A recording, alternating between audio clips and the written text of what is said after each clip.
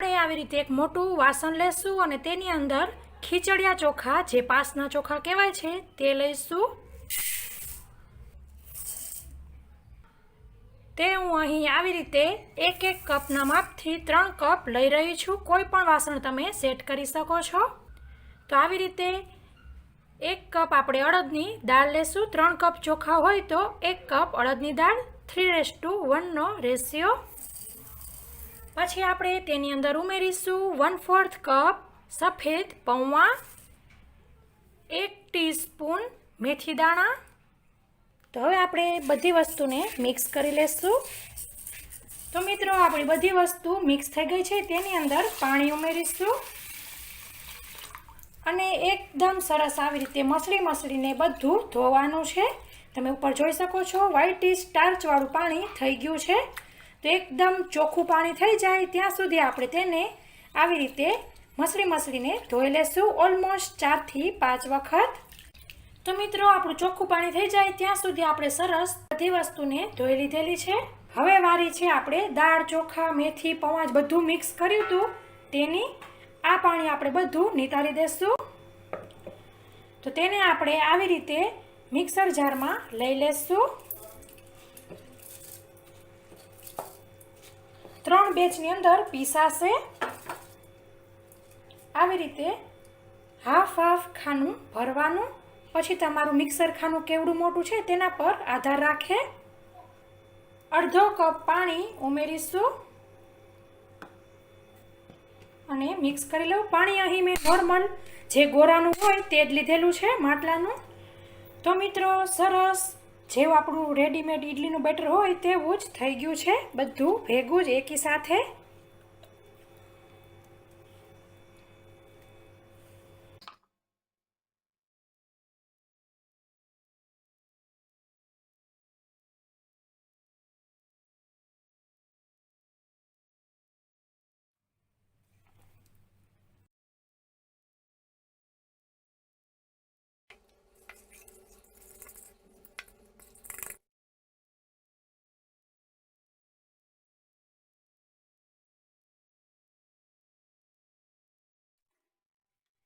ત્રણ બેચને આપણે જે બેટર બનાવ્યા છે તે બધાને મિક્સ કરી લેશું. સરસ થઈ ગયું છે.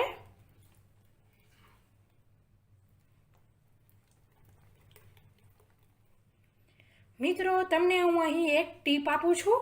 બેટરને સ્ટોર કરવું હોય તો કેવી રીતે?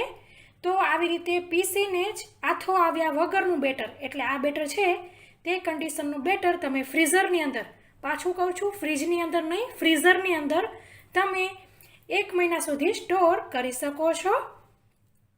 અને જ્યારે તમારે તેમાંથી ઇડલી બનાવવી હોય ત્યારે 2 કલાક કે 3 કલાક પહેલાં કાઢી સરસ રૂમ ટેમ્પરેચર પર આવી જાય એટલે મેં કીધું તેમ ગરમ જગ્યાએ ઢાંકીને રાખી દેવું. તો તમારો તેનો આથો આવી જશે અને તમે તેમાંથી ઇડલી ઢોસા એન્જોય કરી શકો છો. તો આપણે આવી રીતે તેને ઢાંકીને આખી રાત માટે એમનેમ રહેવા દેશું. ખોલીને તમને બતાવું. તમે જોઈ શકો છો કેટલો સરસ આથો આવ્યો છે. હું તમને ઉપરથી બતાવું. આવી રીતે ઉપર તિરાડ થઈ જવી જોઈએ અને તમે જોઈ શકો છો સરસ જાળી પડી છે.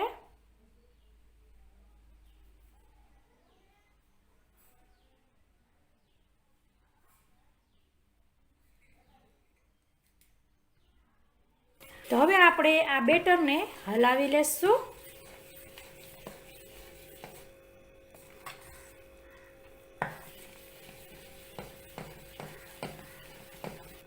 સરસ આપણે મિક્સ કરી લીધેલું છે. હવે આપણે જે બેટર છે તે થોડુંક બીજા બાઉલમાં લઈ લેશું અને તેના ઢોસા કેવી રીતે બનાવવા તે જોઈશું. તો હવે આપણે તેની અંદર થોડું પાણી ઉમેરીને ઢોસાના બેટરની કન્સિસ્ટન્સી લઈ આવીશું.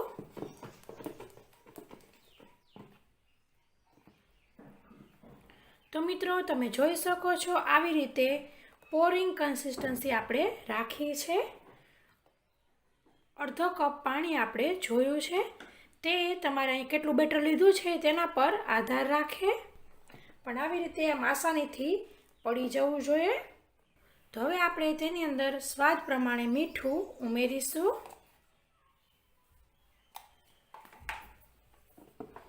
મીઠાને પણ આપણે મિક્સ કરી લેવું. બાય ચાન્સ તમને ખ્યાલ ન આવે કે આ પોરિંગ કન્સિસ્ટન્સી પરફેક્ટ છે કે નહીં, તો એકાદ નાનો ઢોસો ઉતારી જુઓ. જો તે સરસ ઉતરે તો ઠીક છે, નહીંતર તમે થોડુંક હજી પાણી ઉમેરી શકો છો. તો આપણે મીઠાને પણ મિક્સ કરી લીધેલું છે, માત્ર મીઠું જ ઉમેરવાનું છે. પછી આપણે આવી રીતે નોનસ્ટિક પેન લેશું અને તેને ગરમ કરીશું. આવી રીતે બબલ્સ થવા જોઈએ અને પછી આપણે તેને સરસ ક્લીન કરી લેવાની છે. થોડુંક તેલ રેડીશું, તેને પણ આપણે લૂછી લેશું. તમે ટીશ્યુ પેપરનો પણ ઉપયોગ કરી શકો છો કપડાની બદલે. પછી આપણે બેટર લેશું. જેવડો ઢોસો બનાવવો હોય એવડું જ બેટર સીધું આપણે ઉમેરી દેવાનું છે. 2 તમારે ચમચાનું જોતું હોય તો તમે વાટકીથી એકી સાથે ઉમેરી દેવાનું. અત્યારે મારે અહીં નાનો ઢોસો તમને બતાવી રહી છું અને 1 જ ચમચો સીધો ઉમેરીને હલાવવા માંડવાનું છે. બીજો લેવાની રાહ નથી જોવાની.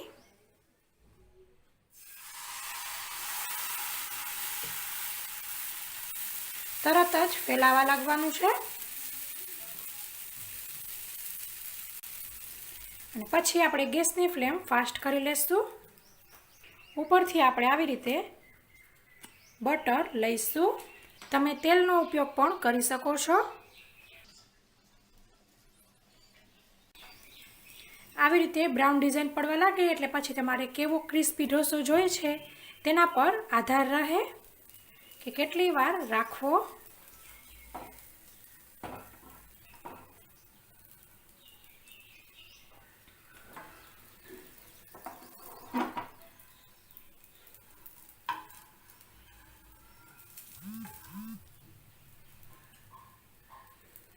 તો મિત્રો તમે જોયું તેમ મસ્ત ક્રિસ્પી આપણો ઢોસો બિલકુલ રેડી છે, તે પણ એકદમ રેસ્ટોરન્ટ સ્ટાઇલ. હવે જ્યારે આપણે ઈડલી કરવી હોય ત્યારે થોડુંક બેટર કાઢી લેવું અને તેની અંદર આપણે સ્વાદ મુજબ મીઠું ઉમેરીશું. હંમેશા મીઠું આપણે જ્યારે આપણે ઈડલી બનાવી હોય ત્યારે જ ઉમેરવાનું. જો તમે પહેલાં ઉમેરી દેશો તો મીઠું છે તે આથો લાવવાની પ્રોસેસ ડાઉન કરી દે છે, તો આથો તમારે ઝડપથી નહીં આવી શકે. એટલે મીઠું તમારે જ્યારે ઈડલી બનાવવી હોય ત્યારે જ અલગથી વાસણ કરીને તેની અંદર ઉમેરવાનું. અને પછી આપણે તેની અંદર 1/4 ટીસ્પૂનથી સેજ ઓછા, અહીં મારી હાફ ટીસ્પૂનની ટીસ્પૂન છે તેની અંદર 1/4થી પણ ઓછા એવા સોડા ખાવાના ઉમેરીશું. તમે ઇનો ફ્રૂટ સોલ્ટ પણ ઉમેરી શકો છો. અને એકદમ બહુ જ આથો આવી ગયો હોય તો તમે સોડા ન ઉમેરો તો પણ ચાલે છે. તો હવે આપણે સરસ મીઠું અને સોડા મિક્સ કરી લઈશું.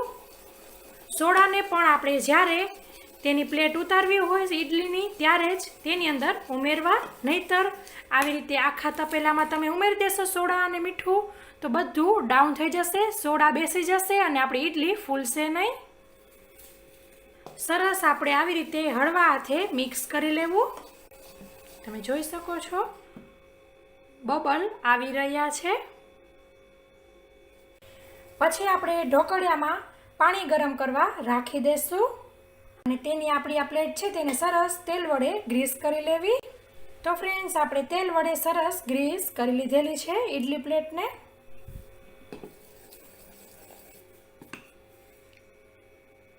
આપણે ઈડલીને બહુ વધારે નથી ભરી દેવાની. આવી રીતે 1 ચમચો અથવા તમારી ઈડલીનો જેવા ખાડા હોય ઊંડા તે પ્રમાણે તમારે ઉમેરવાની થશે. હજી ફૂલીને તે ઉપર આવશે.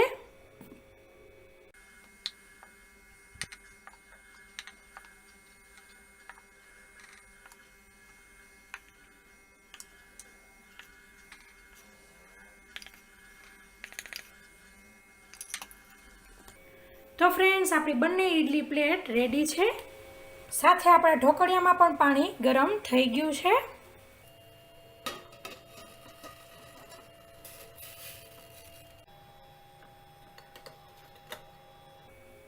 બંને આપણે ઇડલી સ્ટેન્ડ રાખી દીધેલા છે. જ્યાં આવું તેનું નોબ હોય ત્યાં આવી રીતે કાણા આવવા જોઈએ, એટલે કે આપણે આ ક્રોસમાં રાખવાના છે. આ અહીં નીચે અહીંયા છે. તેને આપણે ઢાંકી દઈશું. 10 મિનિટ થઈ ગઈ છે, ચેક કરી લેશું. આવી રીતે ચપાને ઇડલીમાં કરવાનું, એકદમ આવી રીતે ક્લીન નીકળે એટલે એમ સમજવું કે આપણી ઇડલી બિલકુલ રેડી છે. 10 મિનિટમાં આપણી idli most of fast flame પર થઈ જ જતી હોય છે. અને ફ્રેન્ડ્સ, આપણે ઇડલીને તરત જ કાઢવાની નથી, થોડીક એવી 5 મિનિટ રાહ જોવાની છે. પછી આપણે તેને અનમોલ્ડ કરીશું. તો ફ્રેન્ડ્સ, આપણી પ્લેટ પકડી શકાય એટલી ઠંડી થઈ ગઈ છે. ચપ્પા વડે આપણે આવી રીતે ફેરવીશું. તરત જ આપણી ઇડલી નીકળી જશે. તો તમે જોઈ શકો છો, સરસ આપણી ઇડલી ફૂલી છે.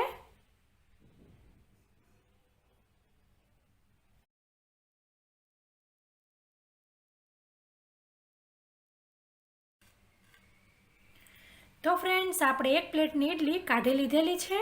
હું તમને તોડીને બતાવું કેટલી સરસ સ્પોન્જી અને એકદમ જાળીદાર આપણી ઇડલી થઈ છે.